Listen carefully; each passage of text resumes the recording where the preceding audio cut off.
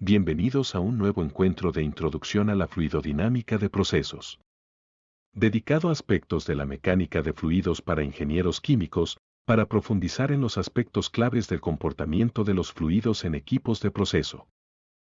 Mi nombre es José Ángel Sorrentino, soy el editor de este contenido y los acompañaré en este recorrido. El aspecto que veremos en esta oportunidad corresponde al tema, propiedades de los fluidos, y en particular, estudiaremos los contenidos asociados a una introducción a las principales propiedades que impactan el comportamiento de los fluidos. El comportamiento de los fluidos está gobernado por leyes generales, como es el caso de los principios de conservación, pero cada sustancia posee características específicas que los distinguen unos de otros, son las llamadas propiedades de la sustancia, que típicamente dependen de las condiciones de operación, siendo las principales condiciones de operación la presión y la temperatura. En contraposición con los principios de conservación, las ecuaciones constitutivas o ecuaciones de material son aquellos modelos que permiten describir la variación de una propiedad del material con las condiciones de operación para hacer posible la aplicación de los principios de conservación y los cálculos predictivos. Para las propiedades que analizaremos en esta presentación se muestran a título informativo las principales dependencias. La densidad depende de la presión y la temperatura, la presión de vapor y la tensión superficial varían con la temperatura, mientras que la viscosidad, que también varía con la temperatura, depende del esfuerzo de corte aplicado o de la tasa de corte que prevalece, como se verá en detalle en otra presentación. Dos de las ecuaciones constitutivas más usadas son la ley de los gases ideales, que relaciona la densidad de un gas con la presión y la temperatura, y la ley de Newton de la viscosidad, que relaciona la viscosidad a cierta temperatura y presión con el esfuerzo de corte aplicado o la tasa de corte desarrollada. Muchas ecuaciones constitutivas son llamadas leyes a pesar de no ser de aplicación universal. Es el caso de la ley de Fourier de la conducción, la ley de Fick de la difusión, o la ley de Raoult de equilibrio líquido-vapor. El tratamiento de estos modelos escapa del alcance de esta presentación, pero es conveniente tener en mente su existencia. Comencemos con la densidad y la gravedad específica.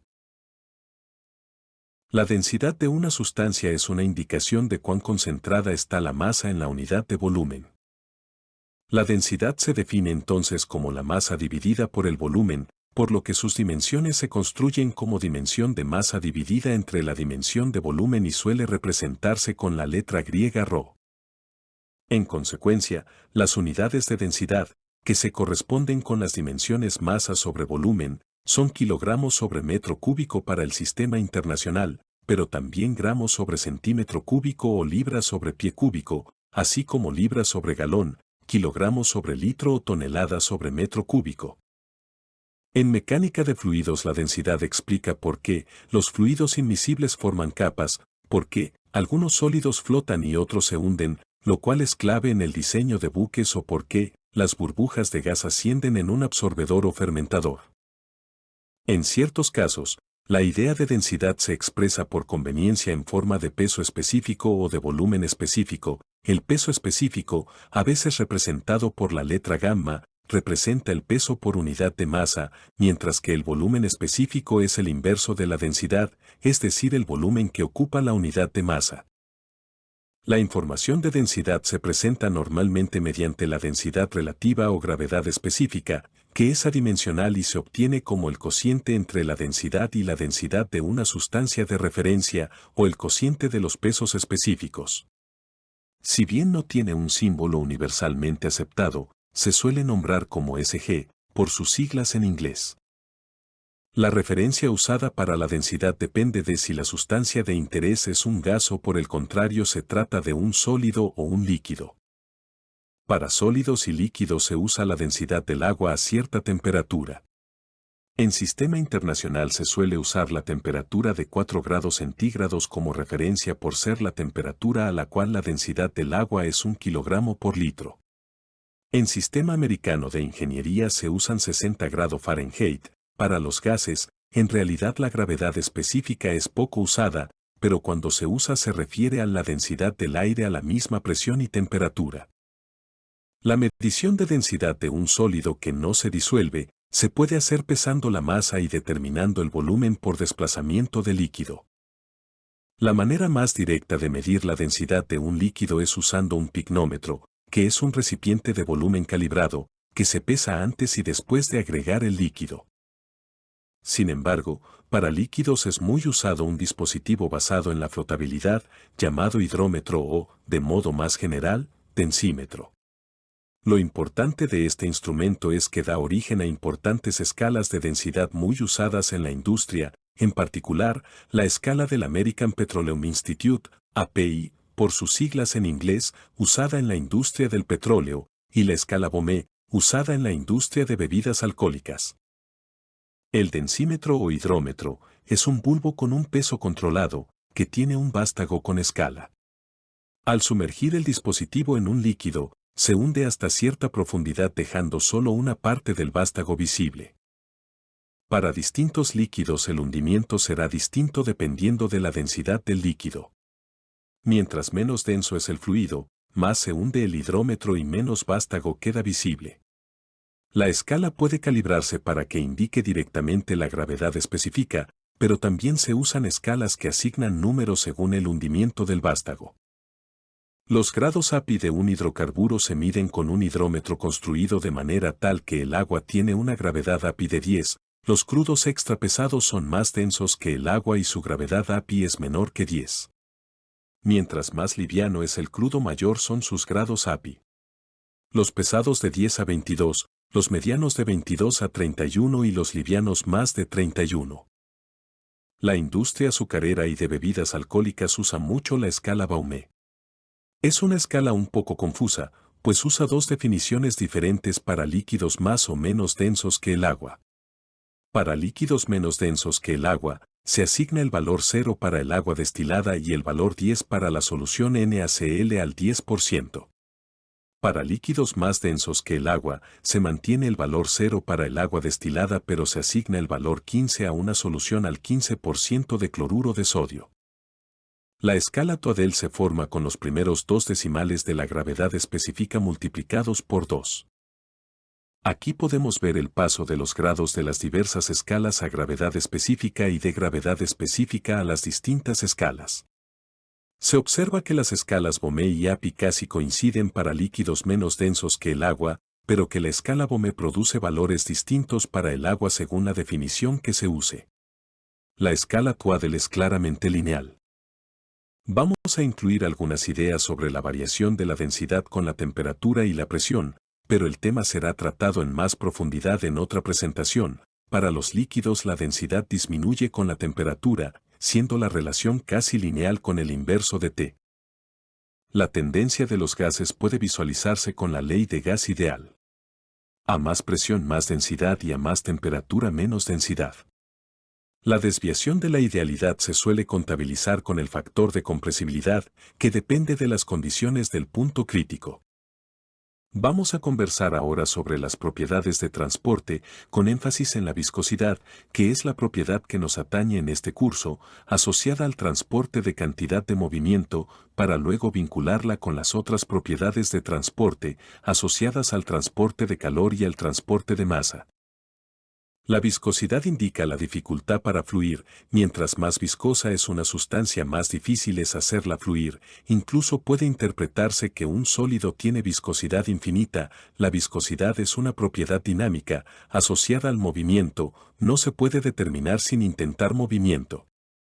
La manera más simple de saber si un fluido es más viscoso que otro es hacerlos fluir en condiciones idénticas y el fluido que más tarde en fluir es más viscoso. La primera idea que se nos puede venir en mente para medir la viscosidad es medir el tiempo que tarda en fluir cada fluido en unas condiciones estándar y usar el tiempo como medida de viscosidad. De hecho, el estándar ASTM de 88 define los llamados segundos Seibol universal, SSU. Para fluidos muy viscosos se usa otro orificio que define los segundos Seibol Furol, SSF.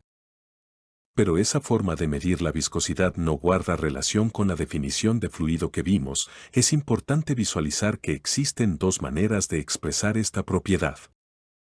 La viscosidad dinámica o viscosidad absoluta, representada con la letra griega μ o a veces con la letra griega eta, con dimensión de esfuerzo sobre gradiente de velocidad, o lo que es lo mismo, masa sobre longitud-tiempo. La viscosidad cinemática, representada con la letra griega nu, con dimensión de viscosidad absoluta sobre densidad, o lo que es lo mismo, longitud al cuadrado sobre tiempo.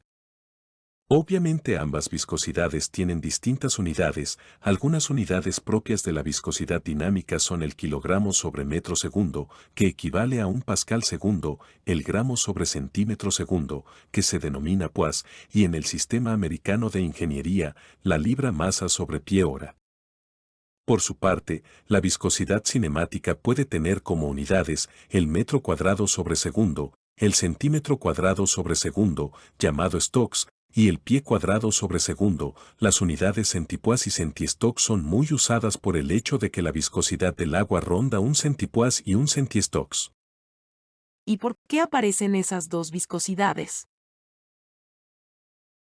Excelente punto. Si tomamos la ley de Newton de la viscosidad, se observa que el esfuerzo de corte es proporcional a la tasa de corte y la proporcionalidad es la viscosidad dinámica. Pero tomemos la interpretación de fenómenos de transporte, según la cual el esfuerzo de corte es una densidad de flujo de cantidad de movimiento y multiplicamos y dividimos el lado derecho por la densidad, asumida como constante. Se observa ahora que la densidad de flujo de cantidad de movimiento es proporcional al gradiente de la concentración de cantidad de movimiento y la proporcionalidad es la viscosidad cinemática o difusividad de cantidad de movimiento. Las dos viscosidades son las propiedades que relacionan el esfuerzo de corte con el cambio de velocidad o cantidad de movimiento. Para los fluidos newtonianos a condiciones de temperatura y presión constantes, un gráfico esfuerzo de corte contra tasa de corte es una línea recta, lo que indica que la proporcionalidad es constante. La razón entre esfuerzo de corte y tasa de corte se denomina viscosidad aparente. Es importante notar que la viscosidad aparente no es la pendiente sino la razón, aunque para fluidos newtonianos coincidan. La proporcionalidad entre esfuerzo de corte y tasa de corte es la viscosidad dinámica del fluido y, en el contexto del tema que nos ocupa, la llamaremos viscosidad aparente del fluido. Los fluidos para los que la viscosidad aparente no depende del tamaño del esfuerzo aplicado, sino solamente de la temperatura y la presión, se denominan fluidos newtonianos. También puede representarse este comportamiento newtoniano como una línea recta horizontal en un gráfico viscosidad aparente versus tasa de corte. El comportamiento no newtoniano también puede verse en el gráfico viscosidad aparente contra tasa de corte, donde como vimos antes, el fluido newtoniano es una línea horizontal, pero el fluido pseudoplástico o adelgazante es una curva descendiente mientras que la curva ascendente corresponde al fluido dilatante o espesante. Una de las diferencias importantes entre los líquidos y los gases es la forma en que la viscosidad varía con la temperatura. Para los líquidos, la viscosidad disminuye con la temperatura con una tendencia representada por la exponencial del inverso de la temperatura. Para los gases, en cambio, la viscosidad aumenta levemente con la temperatura. Existen algunos modelos para explicar esas tendencias como el de Chapman-Enskog para los gases y el de Ayrin para los líquidos. Si bien aquí la propiedad de transporte relevante es la viscosidad, vale la pena resaltar que la viscosidad dinámica, la conductividad térmica y la difusividad másica se asocian a las leyes de Newton de la viscosidad, de Fourier de la conducción y de Fick de la difusión y que reorganizadas convenientemente las tres leyes están relacionadas con la difusividad de momento o viscosidad cinemática, la difusividad térmica y la difusividad másica, que tienen todas las mismas dimensiones y unidades.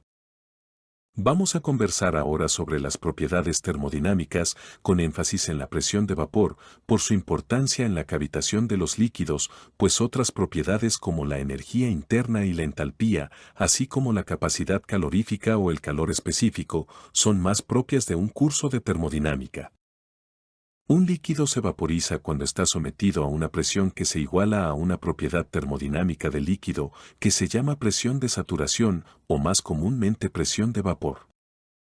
Para una temperatura dada, la presión a la que un líquido se encuentra en equilibrio termodinámico con su vapor se denomina presión de vapor, P*.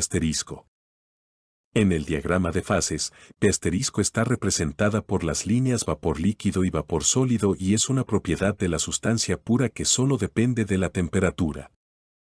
El recipiente 2 está a mayor presión que el recipiente 1 por lo que hierve a mayor temperatura. La dependencia de la presión de vapor con la temperatura es claramente exponencial. Un modelo basado en la relación que rige el equilibrio líquido-vapor es el llamado ecuación de Clapeyron y vincula la presión de vapor con la entalpía de vaporización. Aunque esta última no es constante con la temperatura, su variación es limitada, por lo que se ha utilizado el dato de entalpía de vaporización a la temperatura de ebullición normal para estimar el valor del término independiente, B. Existen muchos datos de las constantes de la llamada ecuación de Antoine, que, inspirada en la anterior, evalúa las tres constantes por ajuste de datos experimentales. El término ebullición está muy asociado a la vaporización por adición de calor y el consecuente aumento de temperatura, como se ve en la trayectoria CE, a presión constante. Usaremos el término vaporización por despresurización, a veces llamado flash o vaporización súbita, para referirnos en general al cambio de fase de líquido a vapor por disminución de presión, como se muestra en la trayectoria CA, donde la temperatura es constante. En mecánica de fluidos, a la vaporización por despresurización la llamamos cavitación. Existen gran cantidad de videos en Internet que muestran la generación espontánea de burbujas por cambios locales de presión, como lo que ocurre en los álabes de un motor de propelas. O una tubería donde algún dispositivo reduce demasiado la presión. O lo que nos interesará muchísimo, cuando el fluido ingresa a una bomba con cierta presión, la cual va disminuyendo dentro de la bomba hasta que finalmente le es añadida la presión y ésta aumenta por encima del valor inicial. Aquí podemos ver la simulación de una bomba centrífuga axial, donde se observa la formación de burbujas por despresurización, cuando la presión interna alcanza valores por debajo de la presión de vapor, hasta que, en cierta posición, esas burbujas colapsan porque la presión se incrementa de nuevo y ahora es mayor que la presión de vapor.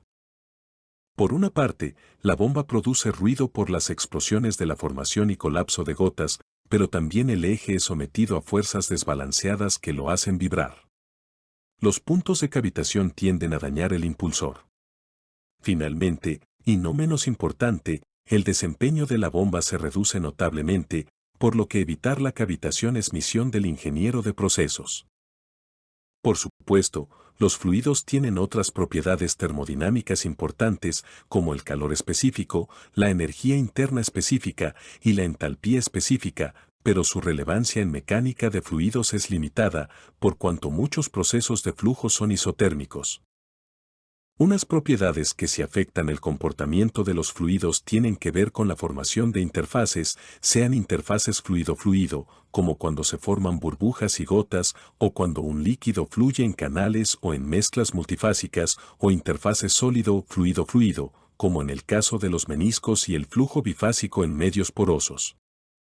Todos hemos alguna vez preparado una mayonesa o una vinagreta, usado un gotero, bebido una gaseosa o colocado un pitillo dentro de un líquido.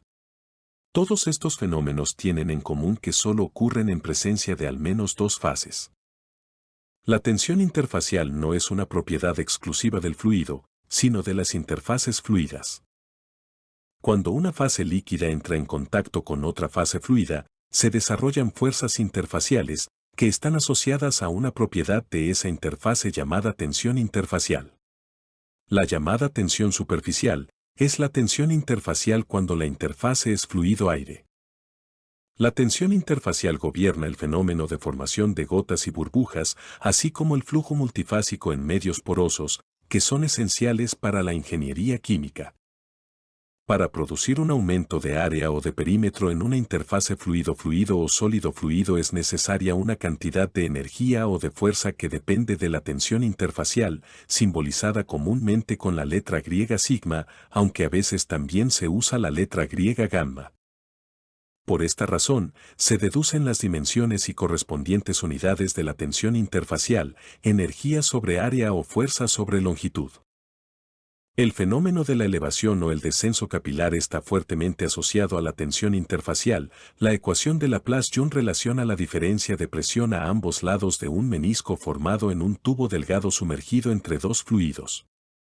La presión asociada a la elevación o depresión capilar, llamada la presión capilar, depende directamente de la tensión interfacial e inversamente del diámetro del capilar. ¿Y ese coseno de tita? Ajá.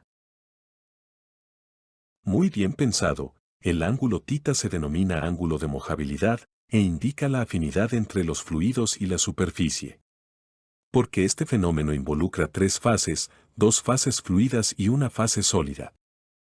Las superficies sólidas pueden ser hidrofóbicas o hidrofílicas y también lipofóbicas o lipofílicas. El ángulo de mojabilidad se puede medir al colocar una gota de un líquido sobre una superficie en presencia de otro fluido, el aire. Se mide el ángulo desde la superficie hasta la tangente a la gota en el punto de contacto pasando por el fluido. Regresando a la ecuación de Laplace-Young, el coseno del ángulo determina si hay elevación capilar, coseno positivo, líquido mojante, o depresión capilar, coseno negativo, líquido no mojante. Mientras más pequeño el diámetro o mayor sea la tensión interfacial, mayor será la presión capilar. Finalmente mencionaremos que la tensión superficial o la interfacial en el caso de dos líquidos, gobierna la formación de gotas y burbujas. Hemos dado una visión panorámica de las principales propiedades de los fluidos con impacto en la mecánica de fluidos. No cabe duda que la viscosidad y la densidad son las más influyentes y de ellas conversaremos en más detalle en otros segmentos. Sobre todo de la viscosidad, por cuanto involucra el comportamiento de fluidos especialmente importantes en la industria de procesos, como son los fluidos no newtonianos, para los cuales debe estudiarse su reología o variación de la viscosidad con la tasa de corte. Muchas gracias por haberte conectado a esta herramienta de conocimiento. Esperamos coincidir pronto en otro segmento de introducción a la fluidodinámica de procesos. Para cualquier consulta personalizada no dudes en contactarme por los canales disponibles. Gracias por conectarte. No olvides suscribirte al canal de YouTube. Y si te ha gustado, te agradecería que lo manifestaras indicando que te gusta. Espero que pronto volvamos a conectarnos.